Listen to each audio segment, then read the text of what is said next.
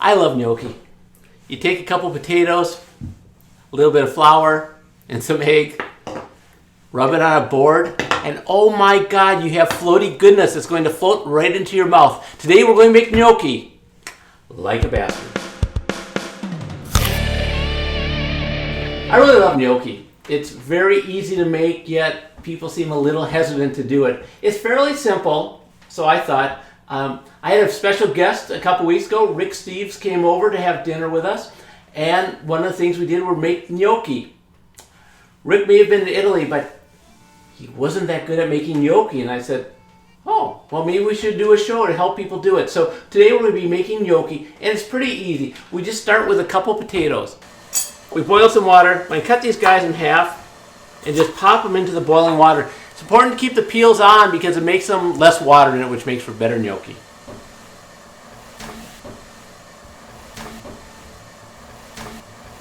So after about 40 minutes or so, your potatoes are going to be done, and be careful because these guys are hot, so you want to peel them.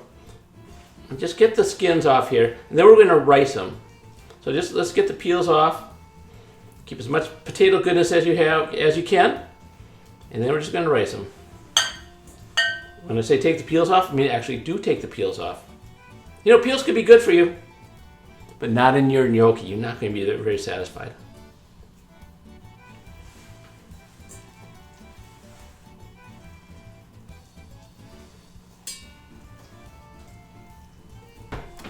So after you've peeled your potatoes and let them cool just a little bit, but not a lot, you want to put them in your ricer. And I say only a little bit because you don't want to burn yourself when you're doing ricing. So I'm going to put these here, and I'm actually going to just rice them right on my countertop. I'm going to put just a little bit of flour underneath. And then just rice away. Little ricing that will eventually become big pillows of gnocchi. Mmm, gnocchi. So anyhow, we had Rick over for dinner, and we figured, well, I think he would like to make gnocchi. Why not? So we went through the process of making the dough and everything, and stay tuned. You'll get to see the success he's had. So after you rice your potatoes, you need to cool them enough that your egg does not cook, because we're going to put a scrambled egg on there, but you don't want it to cook. So we're going to be right back here and cook like a bastard. So after a couple minutes, let the potatoes cool down just enough so when you put the egg on it, it doesn't cook, but not too cool so it ends up being a starchy mess. So we are going to start by pouring our egg on here. We're going to make a little pond here and kind of pour our egg around. This is so much fun doing it without dishes. Then we're going to take some pink salt here. Pink salt is the official salt of Cook Like a Bastard and Cook Like a Bastard Studios. And just kind of put the normal amount of salt that you might put on your gnocchi, which is that amount. And then we're going to start taking a flour. I have a little over a cup of flour. We may not be using the whole thing. You'll know when you get to that point. So we're going to put about 2/3 of the flour in here, and then just start to work it up a little bit. You might want to start out by using your pastry knife. I think that's what it is. I'm going to call it one just to get it going. And your hands are so much cleaner that way. There's a little bit more flour. Oh, potato goodness! This is a little different than a lot of the pasta that you may make. I mean, the potatoes actually is a big source of the water. You know, usually just a little bit of water. You surely don't need that with this. But you're going to work it out. And then when you move on just a little bit more, just take a little bit more flour.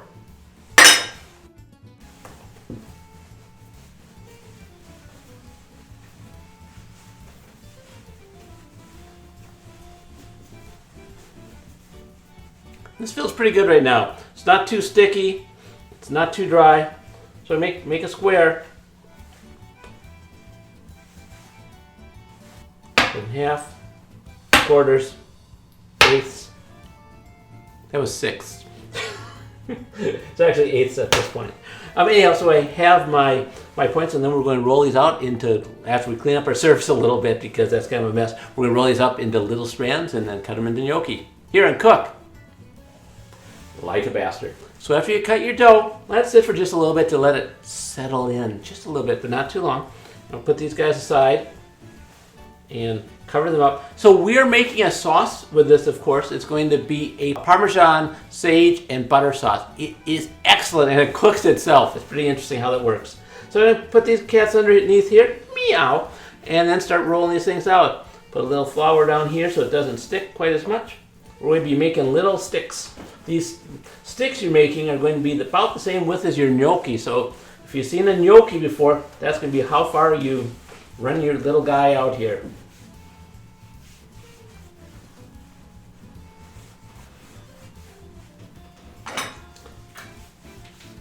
You know, if you want to watch more of our shows, just go to cooklikeabastard.com. There are hundreds of them. Well, not yet, but there's 80s of them or something like that. Tune in. I think you'll enjoy them.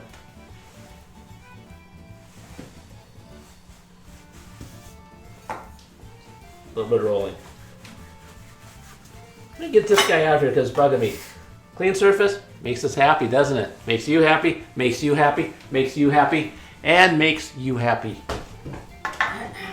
And you happy. I love it when the camera can actually clear its throat. So as you guessed, we're going to be making 8 of these. If you're taking notes, we cut these into 8 sections. And, well, I know that's boring to make, so we're going to be rolling these while you're guessing what the next step here is on Cook Like a Bastard. You know, one of the highlights during the year in Minnesota is going to the state fair. And I love going to the vegetables, how you see all the competitions, how people have grown all these vegetables that they look exactly the same. And that's really, well, no. We didn't feel that was necessary here. It's very unbastard-like to have such consistency. So here you go. I have all 9 of them. Yes, we invented another one while we were doing this. This is kind of the magic that we do when we're doing these things. So we take these guys here, and then we're just going to chuck up about an inch or a little less than an inch off of each of these.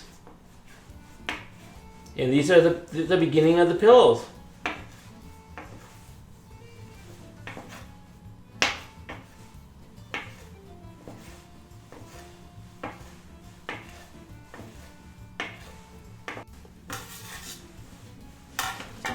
So we're going to put a little flour on these guys, and we're going to cut them up, and we'll be back. We'll be ready to make some pillows.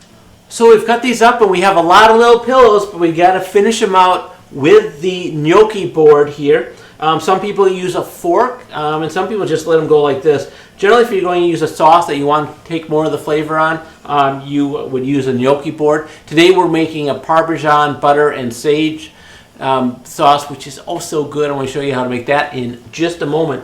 So as I mentioned, I had Rick Steves over to make gnocchi, and this is where I found out it wasn't all that easy. So Rick, why don't you try to make some gnocchi? Oh, this is, what am I making? Gnocchi? You're making gnocchi. I knew I didn't like gnocchi for a reason. Somebody Let's has try to it do again. this for each one. God, I can't do A it. little harder. So you come in here. Show me, David. You just Oh, like there that. you go. That was good. Okay, so no, I wrote the book on gnocchi. Watch Yeah, you this. did. Okay. Okay, you gotta raise your little pinky. Okay, ready? Yes. There you go. You need follow through. You need follow through. You got to end up with lines. The lines are important. They hold the hold the flavor in. Here we go. You know what? I gotta get more of a. But that was pretty good with an imagination. Okay, so I was invited over to have dinner. And now they're making me work. Okay, ready? Okay, now you know how to do it. Here you go. Here we go. This is Cook Like David Preston. So it's the follow through, like most sports. It's the follow through. You make it look so easy. Round 2. That's pretty good. There you go. Oh, look at that. Okay. That was it. You ready? So you should be done about halfway It's through. waiting there for me. Okay, Yeah. so I'm gonna do it like this. There you go. And then you can.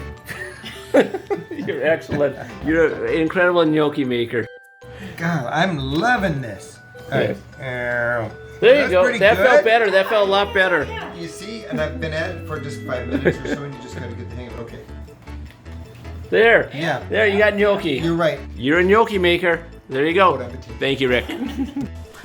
As you see, he eventually got it. That was good. But really the secret is, to have flour on your gnocchi board, and when you roll, make sure you follow through and pass. That's the real secret. It's follow through. It's like when you're throwing a curling stone. It's like when you're doing a golf swing. You've already have the thing, but you got to keep on going. See, perfect. And it's going. And it's going. Okay, I'm gonna do some first.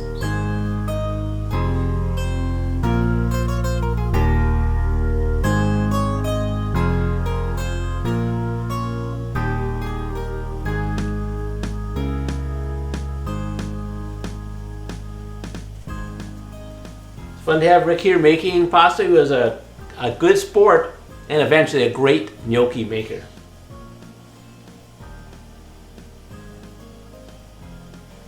So again, let me show you the problem without the follow through. If I go there and stop, it kind of just cuts on my thumb and I don't get the complete linization happening. And gnocchi is about the linization and the fluffy pillows of potato. So our water is boiling right now, and these guys cook really quick.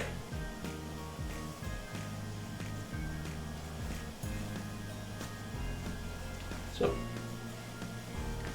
I think at this point you get the idea. We're going to roll these suckers out, and when I say suckers, I mean gnocchi, like a bastard.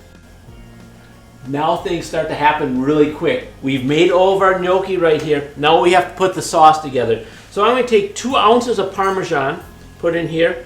I've taken 3 cloves of garlic and magically went, ooh, and then there are all chopped. That's nice how that works. I'm taking sage leaves, you know, a few, about 1/8 of a cup's worth. Some fine pepper, then a little bit of salt. And then you take your butter. I have a 1/2 stick of butter here and cut it up into little pieces.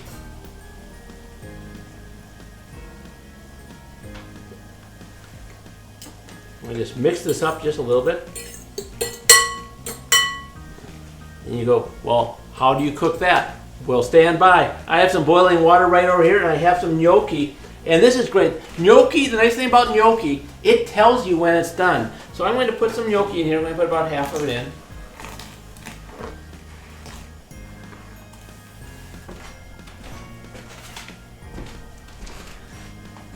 So you put your gnocchi in. This is the same water we use for the potatoes. Makes for a little better flavor. So I bet you wondering how this stuff gets cooked. Well, the magic is that it gets cooked by the gnocchi. It is such a delight, inviting your food to cook and be eaten. So as your gnocchi comes to the top, it means it's done. You don't want to overcook it. So we take our Parmesan and butter and sage here. Scoop our gnocchi off the top here and put it right in here. Put this back in here. Take about a 1/2 cup of the water from here and pour it into your gnocchi mixture. Then we just mix it up. Isn't it amazing how easy that is? And if we had smell-o-vision, again, no smell-o-vision, but it would be a winner. The garlic, the salt, the pepper, the Parmesan, all coming together. And don't forget that sage. That's good advice. Now comes the best part, when we actually get to taste our creation. First we smell it. Again, we can smell the Parmesan, probably the most fragrant, that and the sage coming out. Taste it. Really a great texture. You want to get the gnocchi out of the water as soon as it floats because it's telling you it's done. The little garlic gives it a little bit of flavor here. This is great, and it's very easy to make. I want to thank our first celebrity chef ever on Cook Like a Bastard, Rick Steves. Thank you for stopping by and making some gnocchi with us. And thank you for joining us today on Cook Like a Bastard. If you'd like to make your own gnocchi, you'll need the following ingredients: 2 potatoes, about 1 cup of flour, 1 egg, and 1 teaspoon salt.